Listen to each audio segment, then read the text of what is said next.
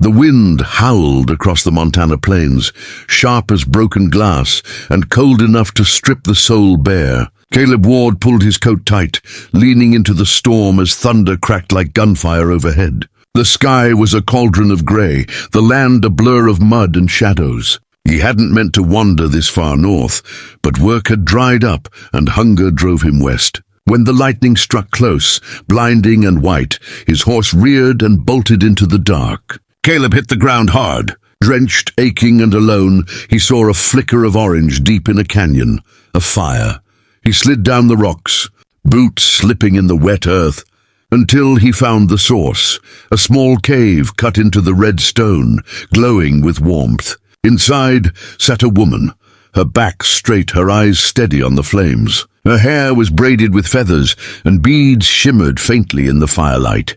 She didn't flinch when he entered. Instead, she said, "The spirits don't bring men here by chance." Caleb hesitated, dripping water onto the ground. "Didn't mean to intrude," he said. "Just need a place to wait out the storm." She nodded once, wordless, and motioned toward the fire. For a long while, they sat in silence, listening to the storm's rage echo through the canyon. Caleb studied her from the corner of his eye. She wasn't afraid. Not of him, not of the thunder, not of anything. Her stillness unnerved him more than the lightning. Finally he spoke, voice low. "You live out here alone?"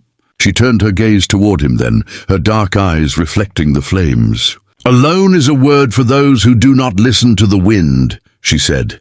"I am never alone." Caleb didn't know how to answer that. The crackle of the fire filled the space between them.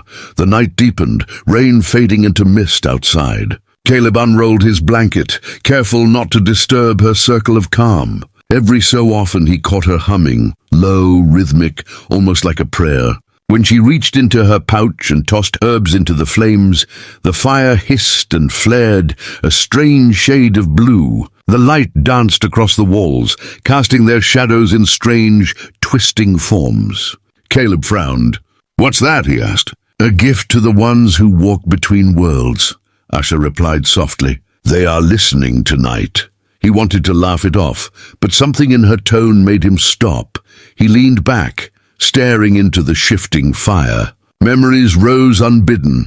His brother dying in a mining accident, the fever that took his mother, the friends he'd buried on the trail. He'd told himself the world was dust and luck, nothing more. But now, in that flickering blue light, it felt like the air itself was breathing. Asha's voice cut through his thoughts. "You carry ghosts." Caleb glanced at her sharply. "Everyone does." "No," she said, shaking her head. "Yours follow close. They whisper your name." Her words sent a chill down his spine. He wanted to ask how she knew, but couldn't. Lightning tore across the sky again, and the cave glowed bright as day for a heartbeat. The wind roared through the canyon, making the flames dance wildly. Asha rose, her tall form outlined in blue light. She began to chant, low, ancient, the rhythm of something older than time. Caleb watched, transfixed. The air around them seemed to hum, alive with static. "What are you doing?" he asked, his voice barely audible. "Listening," she said. "They speak when the sky opens." Then, with a sudden flash, the fire flared so bright it turned the cave white, then fell to embers. When the light dimmed, Asha sank to her knees, breathing hard. Caleb reached for her, but she held up a hand. "Do not touch the flame's echo," she warned. He stopped, confused but obeying. Outside, the storm began to fade, the thunder rolling away into the mountains. Only the hiss of the dying fire remained. "You said the spirits are listening," he murmured after a moment. "What did they say?" Asha looked at him then, really looked, and her eyes seemed to hold something vast and unspoken. "They said your path has crossed mine for a reason," she whispered. Caleb frowned, unsure what to make of that. "And what reason would that be?" Asha didn't answer right away. She leaned forward, feeding another handful of herbs into the ashes. The blue flame flickered once more, faint but steady. "The fire chooses," she said simply. "When two lost souls share its warmth, the spirits bind them, to learn, to heal, to remember." Her words hung in the air like smoke, impossible to grasp and harder to dismiss. Caleb let out a slow breath, staring into the fire as if it might explain itself. He didn't believe in spirits, but he believed in her eyes. Outside, the wind quieted to a whisper, the first stars peeking through the clouds. Asha stood and walked toward the cave's entrance, her silhouette framed by the silver light. "When dawn comes," she said, "you will follow the river east. The fire will show you the way." Caleb pushed himself to his feet.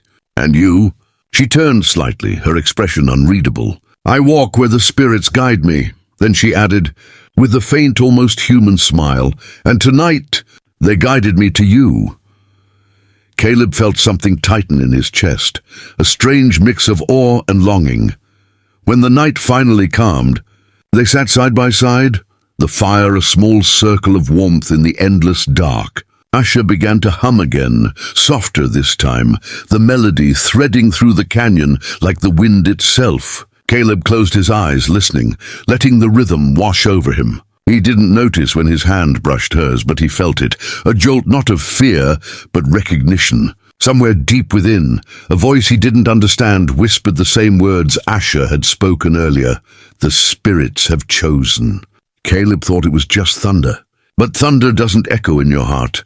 The morning broke slow and pale across the Montana plains, mist rising from the grass like ghosts retreating to their world. Caleb awoke to silence, the kind that follows after a storm has wrung the sky dry. The air was clean, heavy with the scent of wet earth and sage. The fire beside him had burned down to grey ash, but something strange caught his eye, faint marks in the dirt, glowing softly as if the earth itself remembered her steps. He knelt, brushing his fingers over them.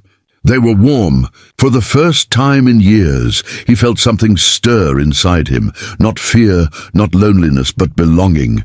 He saddled his horse and rode out as the sun climbed higher, painting gold over the soaked land. The world felt different. Quieter somehow, as though holding its breath. He rode east, just as Asha had told him. The trail wound through broken mesas and dry creek beds until, by dusk, he reached the open plains. Every so often he thought he saw movement, a flicker of color, or a shadow slipping behind rocks. And always, in the corner of his vision, a faint blue shimmer that vanished when he looked straight at it. By nightfall, exhaustion claimed him, and he made camp. Beneath the stars, that night his dreams were filled with fire. He saw the cave again, the blue flame dancing and Asha's voice whispering through the smoke. "The spirits have chosen," she said, "but their promise demands a price." He woke with a start, heart pounding, the embers of his small campfire still glowing red. The prairie stretched empty around him, but the feeling of being watched lingered, not in fear, but in connection. Somewhere out there she was near. He couldn't explain it, but every beat of his heart seemed to echo hers. He saddled his horse again and rode toward the rising sun. By the third day he saw her, a dark figure standing at the horizon, framed by endless sky and golden grass. She was waiting, just as his dream had shown. Her braids swayed in the wind, her buckskin dress catching the sunlight like molten copper. He slowed his horse, unsure if he was awake or still dreaming. Asha raised a hand in greeting. "You followed the river," she said softly. He nodded, unable to find his voice. The world around them seemed to hush. Even the wind held still. When she stepped closer, he noticed her eyes again, deep, endless, like storm clouds that had learned peace. Asha placed her hand over his heart. "Do you feel it?" she asked. Caleb hesitated, then nodded. "I don't understand it," he admitted. "You don't have to," she replied. "Some things are not meant to be understood, only lived." Her hand lingered and warmth spread through him, steady and grounding. She continued, "The fire we shared was not just for warmth, it was a binding. The spirits saw two wandering hearts and gave them a path." Caleb swallowed hard, the weight of her words settling deep. "And what if I don't believe in spirits?" he asked quietly. Asha smiled faintly. "They believe in you." She turned away then, gazing out toward the endless plains. "Before the white winds came," she said, "our people would share the sacred flame when two souls were meant to walk the same path. Even death could not untie them. The wind carried their whispers, the fire kept their memory." Caleb followed her gaze, the wind tugging at his coat. "You mean we're bound?" She looked back at him, eyes gleaming in the sun. Yes, but not in chains. In choice. He took a step closer. And what happens now? She smiled, a rare softness in her expression. Now you live. You remember. You carry the flame. They spent that day riding together, the land stretching wide and unbroken before them. Asha showed him how to read the tracks of deer, how to listen to the earth through silence. She laughed when he failed to catch a fish with his bare hands, her laughter like wind chimes in the open air. For the first time, Caleb forgot the ghosts that had followed him for so long. The ache in his chest eased. The world wasn't just dust and loss anymore. It was alive, breathing, waiting to be known. At dusk, they built another fire, the same herbs from before, turning its heart a shimmering blue. As the flames rose, Asha knelt beside him. The spirits say our time in this world is never truly long, she said. When the fire fades, I will return to them. Caleb turned sharply. What do you mean, return? Her gaze softened. I am of the old tribes, bound between the seen and unseen. I walk where the stories still breathe. The storm that brought you to me was no accident. You were meant to remember what fire means. His throat tightened. You're leaving? She reached out and brushed his cheek with her thumb. Not leaving, changing. The wind carries us both just differently. He wanted to protest, to tell her she was wrong, but words failed him. Instead, he took her hand and held it against his heart.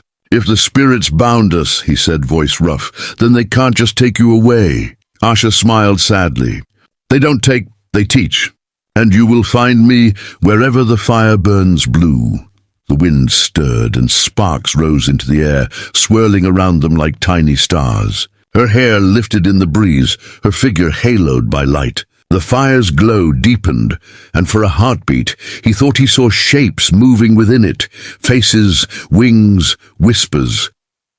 The next morning, she was gone. Only her footprints remained, glowing faintly in the dawn light, fading as the sun climbed higher. Caleb sat by the cold ashes, his chest hollow and full all at once. The world around him felt quieter, but not empty. When he looked east, he saw the faint shimmer of blue fire on the horizon. He smiled. Mounting his horse, he rode toward it, toward the promise they had made. Wherever he went from that day on, he carried a small pouch of herbs and a memory of a woman who spoke to the wind. Years later, travelers passing through the Montana plains told stories of a rancher who built fires that burned blue, fires that never went out, even in rain.